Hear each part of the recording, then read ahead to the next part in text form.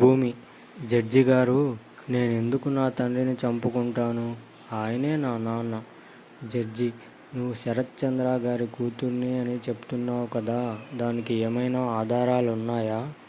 భూమి ఏం చెప్పాలో అర్థం కాక ఒక క్షణం తడబడుతుంది. అప్పుడే భూమి లాయర్ ముందుకు వచ్చి ధైర్యంగా మాట్లాడుతాడు. లాయర్ ఆత్మవిశ్వాసంగా జడ్జిని చూస్తూ, జడ్జి గారు, నా క్లయింట్ చెప్పిన మాట నిజమో అబద్ధమో నిరూపించడానికి DNA టెస్ట్కి అనుమతించండి అని అడుగుతాడు. జడ్జి ఆలోచించి DNA టెస్ట్కి అనుమతి ఇస్తున్నా అని చెబుతాడు. ఒకవైపు భూమి కాస్త ఊపిరి పీల్చుకుంటుంది.